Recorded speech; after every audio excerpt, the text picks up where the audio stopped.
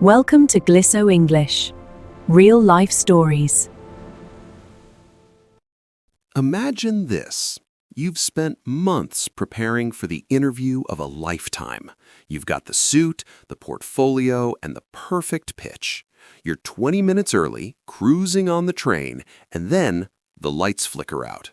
No signal, no air conditioning, and 3 hours of silence. Today, we're following Robert's journey through the public transportation breakdown. It's a story about what happens when your plans fall apart in the worst way possible, and how a disaster underground might actually be the key to landing the job. We're going to learn some essential English for high-stress situations, idioms about timing, and most importantly, how to handle a crisis when the clock is ticking. Let's dive into Chapter 1.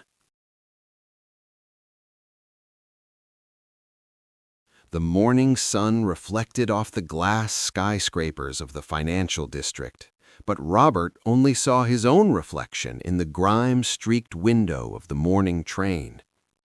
He adjusted his silk tie for the 10th time, ensuring the knot was perfectly centered.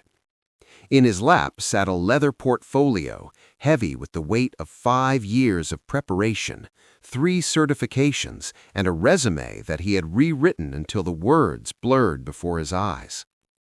For Robert, this wasn't just another job interview, it was the golden ticket. The firm was a titan of industry, the kind of place that rarely looked at candidates from his side of the city. He had spent weeks rehearsing his answers, filming himself to catch every nervous twitch, and memorizing the company's quarterly earnings reports. He knew their mission statement better than his own phone number. As the hum along the tracks, Robert checked his watch. He was 20 minutes ahead of schedule, a comfortable buffer. He allowed himself a rare moment of confidence, imagining the handshake, the firm "welcome to the team," and the look on his mother's face when he told her the news. He felt invincible, wrapped in the armor of a well-tailored suit and a sharp mind. Around him, the city moved in a rhythmic blur of gray and steel, a well-oiled machine carrying him toward his destiny. He closed his eyes and took a deep, steadying breath, unaware that in less than 60 seconds, the rhythm of his life was about to come to a grinding, screeching halt.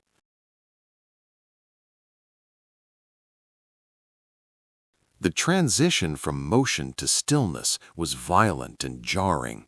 A sharp metallic shriek tore through the air as the train's emergency brakes locked into place. Robert was thrown forward, his shoulder slamming into the seat in front of him, while his precious portfolio slid across the floor. For a heartbeat, the only sound was the fading hum of the electrical systems dying out one by one.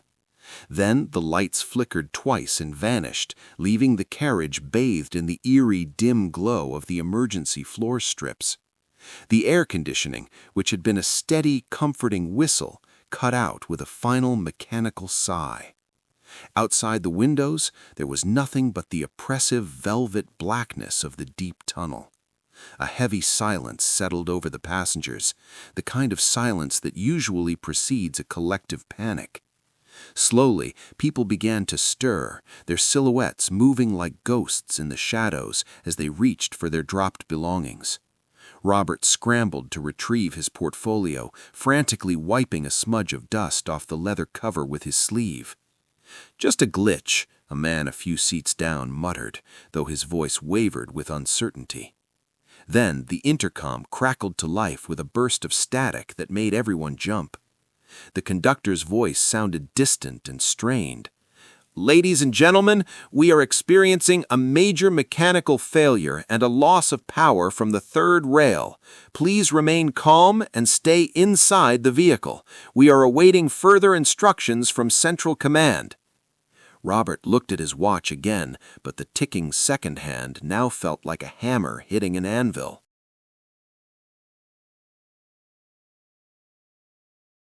Robert took a long, slow breath, trying to force the rising heat of panic back down into his chest. He checked his watch. 8:42 a.m. The interview was scheduled for 9 a.m., and the office was only 2 blocks from the next station. 5 minutes, he whispered to himself, a mantra for survival. They'll fix it in 5 minutes. He opened his portfolio and began to read his notes, his eyes darting over the words without actually processing them. His elevator pitch, the 60-second summary of why he was the best choice for the firm, felt like a foreign language now. Around him, the initial shock of the passengers was transforming into a restless, irritated energy. The businessman next to him tapped a frantic rhythm on his briefcase, while a student in the corner sighed loudly, pulling her headphones down. Every few seconds, someone would huff a heavy breath of air, a synchronized symphony of urban frustration. Robert tried to stay in his bubble, picturing the quiet, climate-controlled lobby of the office building. He imagined the receptionist's smile and the firm grip of the hiring manager's hand. But the reality of the train car was becoming harder to ignore as the air began to feel thick and stagnant. He adjusted his collar, which suddenly felt like it was shrinking around his neck. The 5-minute mark passed in total silence, with no sign of the lights returning or the train groaning back to life. Just a small delay, he lied to his reflection in the dark glass. Everyone is late sometimes, they'll understand. The 30-minute mark passed like a heavy weight dropping into a well. Robert reached into his pocket and pulled out his phone, his thumb hovering over the screen. He needed to call the office, to explain the situation, and to prove that he was still the reliable professional they expected. He stared at the top corner of the screen, waiting for the familiar bars of service to appear. Nothing. Just the mocking phrase, "No service," next to a small, flickering searching icon. He stood up, his head nearly brushing the low ceiling of the car, and held the phone toward the emergency lights. He moved to the center of the aisle, then toward the doors, waving the device as if he were trying to catch a butterfly. "Is anyone getting a signal?" a woman asked from the back, her voice tinged with a growing edge of desperation. A chorus of no, nothing, and dead zone echoed through the cramped, dark space. Robert felt a cold sweat breaking out on his forehead, clashing with the humid heat of the tunnel. To the outside world, he had simply disappeared. He was a no-show, a candidate who couldn't even make it to the most important meeting of his life. He imagined the hiring manager looking at the clock, checking the lobby, and finally crossing Robert's name off the list with a red pen. He tried to compose a text message anyway, hitting send in the desperate hope that a stray radio wave might find its way through the concrete and steel. The message sat there, a small blue bubble with a spinning wheel that refused to vanish. The realization set in with a sickening thud. He was trapped in a digital tomb, effectively invisible to the future he had worked so hard to build.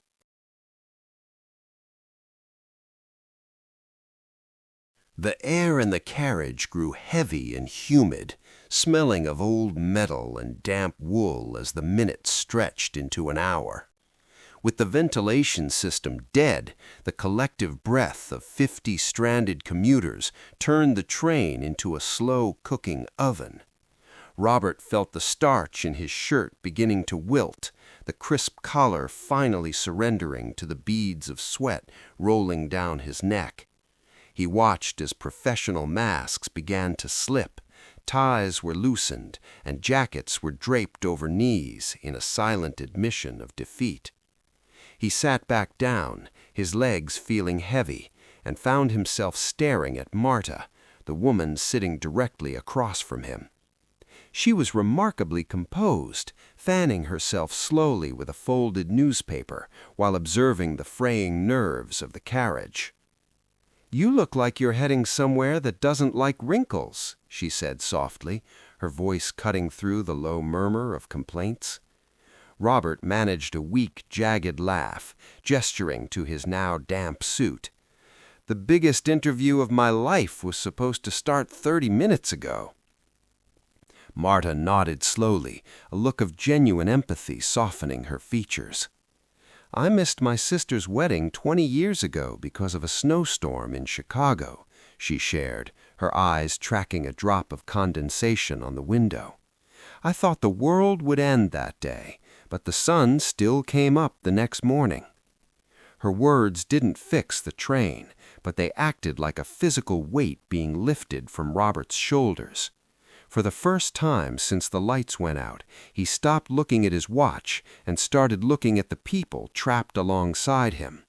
The panic was still there, buzzing in the background, but it began to shift into a strange, shared human endurance.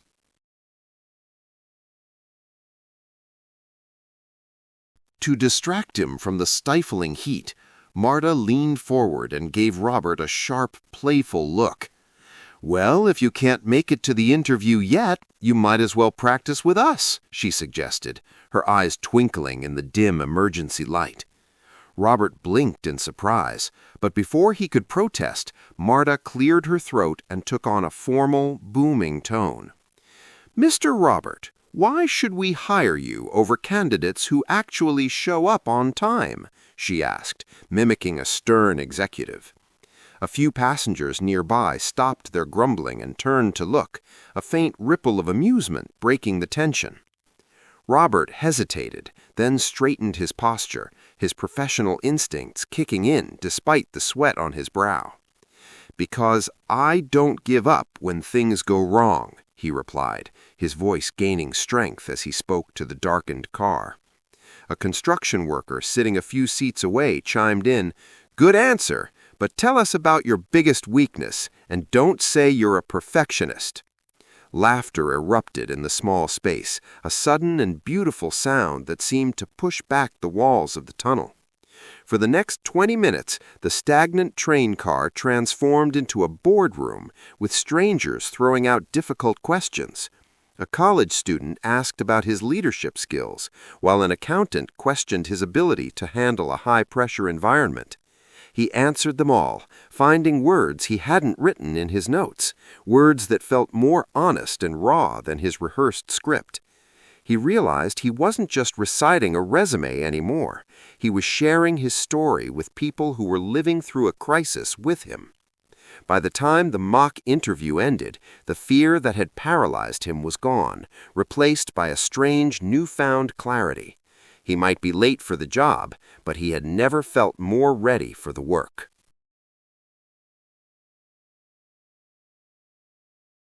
Two hours had passed since the train groaned to its final stubborn halt. The shared laughter of the mock interview had faded, replaced by the heavy, rhythmic sound of dozens of people breathing in the hot, thin air.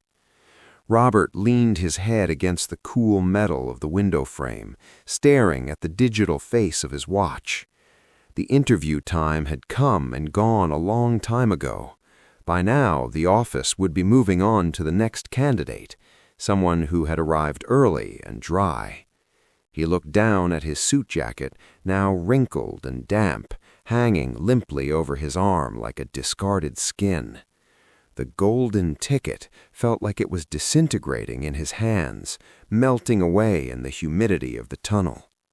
He began to spiral into what-ifs, wondering if he had taken an earlier train or if he had just stayed in bed, he wouldn't be feeling this crushing weight of failure. "It's okay to be angry," Marta whispered, as if she could read the dark thoughts flashing across his face. Robert shook his head, his throat tight. "I worked so hard to get out of my neighborhood, to prove I belonged in a room like that.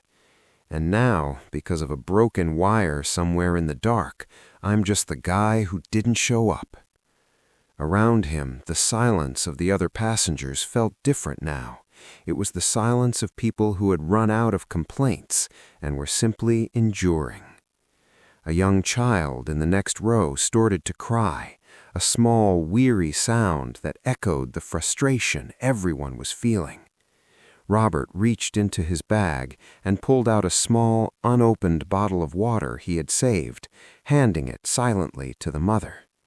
He realized that his big break might be gone, but the person he was supposed to become was still sitting right there in the dark. Just as he accepted his defeat, a loud mechanical clunk echoed from the front of the train, followed by the hiss of releasing air. The sound of the doors groaning open was the most beautiful noise Robert had ever heard. It wasn't the station, and the power hadn't returned. Instead, the emergency hatches at the end of the car were being swung wide by transit workers. A cool, damp draft of tunnel air rushed into the stifling carriage, and for a moment, everyone simply inhaled the relief. "Single file, please," a voice boomed from the darkness. "Watch your step on the tracks. The third rail has been deactivated." Robert helped Marta to her feet, ensuring she had a steady grip on her bag before he reached for his own portfolio. The walk through the tunnel was surreal, a line of silent, weary people illuminated by the bobbing beams of flashlights. The gravel of the track bed crunched under Robert's polished shoes, each step a reminder of how far he had drifted from his original plan. He looked up at the high, arched ceiling of the tunnel, seeing the massive iron ribs of the city's underbelly for the very first time. As they reached a maintenance staircase, a shaft of natural light pierced the gloom, highlighting the dust motes dancing in the air. He climbed the metal rungs, his muscles aching, until he finally broke through a heavy sidewalk grate and back onto the street. The noise of the city hit him like a physical wave, sirens, honking horns, and the frantic energy of a Tuesday morning. He checked his watch. He was nearly 3 hours late, his hair was a mess, and his shirt was ruined. Most people in the line were heading toward the nearest bus stop or hailing taxis to go home and wash away the morning's stress. Robert stood on the corner, looking at the distant glass tower of the firm, and felt a sudden, stubborn spark of defiance. He wasn't going home. He hadn't spent 3 hours in a hole in the ground just to give up now. Robert emerged into the midday sun looking nothing like the polished professional who had entered the station hours ago. His hair, once perfectly styled, was now matted with sweat, and a thin layer of tunnel dust had settled into the fibers of his dark suit. He didn't wait for a taxi or a bus. He knew the gridlock caused by the train breakdown would make the roads impassable. He began to run, his leather shoes slapping against the hot pavement as he navigated the crowded sidewalks of the financial district. He ducked and weaved through groups of tourists and hurried office workers, his lungs burning with the effort. By the time the glass-paned tower of the firm came into view, he was gasping for air, his heart drumming a frantic rhythm against his ribs. He pushed through the heavy revolving doors and skidded to a halt in the center of the pristine, marble-floored lobby. The air conditioning hit him like a wall of ice, making him shiver as the sweat on his skin cooled instantly. He walked toward the high-gloss reception desk, conscious of the trail of dust he was leaving on the white floor. The receptionist looked up, her expression shifting from professional boredom to genuine shock at his disheveled appearance. I'm Robert," he panted, leaning a hand on the desk to steady himself. "I had an appointment at 9 o'clock." The woman glanced at the clock. It was nearly noon, and then back at his ruined suit and determined eyes. "Sir, the hiring committee finished their interviews over an hour ago," she said, her voice soft with pity. Robert didn't look away. He straightened his back, clutched his portfolio, and took a final, steadying breath. "I know, but please, just tell them I'm here."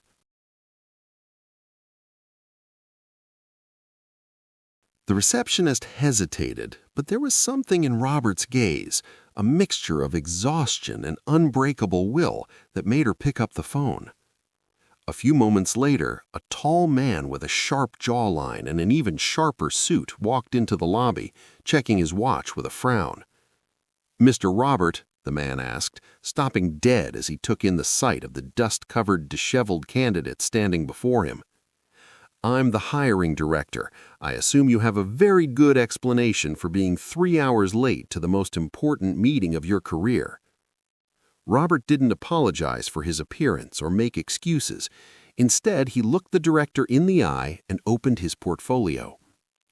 "I was stuck underground in a metal box with 50 strangers for 3 hours," Robert began, his voice calm and steady. "I didn't have a signal, I didn't have power, and I didn't have a way out, but I did have a choice." He told the director about the mock interview, about helping the mother with the water, and about the 3-mile run he took the moment he hit the surface. "You asked for someone who can manage a crisis," Robert said, gesturing to his ruined suit. "I've spent my morning practicing exactly that." The director remained silent for a long beat, his stern expression slowly melting into a look of genuine intrigue. Most people would have gone home to change, or simply given up and blamed the transit authority, the director mused, tucking his hands into his pockets. "But you're the only one who showed up looking like you've been to war just to get a seat at this table." He gestured toward the elevators, a small knowing smile playing at the corners of his mouth. "We've already seen 10 perfect resumes today, Robert. Let's go upstairs and see if your answers are as tough as your spirit." As the elevator doors closed, Robert caught his reflection in the polished chrome. He was a mess, but he had never looked more like a winner.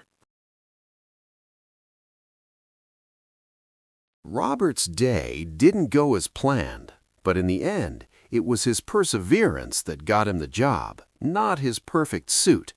In real life, things break, trains stop, signals fail, and we face the public transportation breakdown.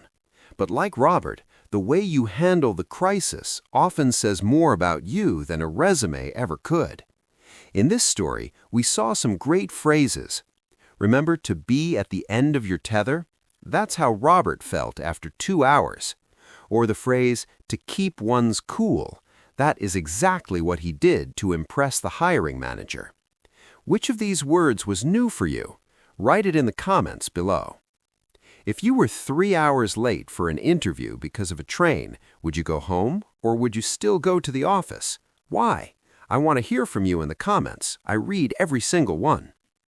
If you enjoyed following Robert's journey through the tunnels of the city, make sure to hit that like button and subscribe to Glisso. We have more stories planned, and each one is designed to help you navigate real-life problems while mastering English. Thanks for watching, keep practicing, and I'll see you in the next story. Goodbye.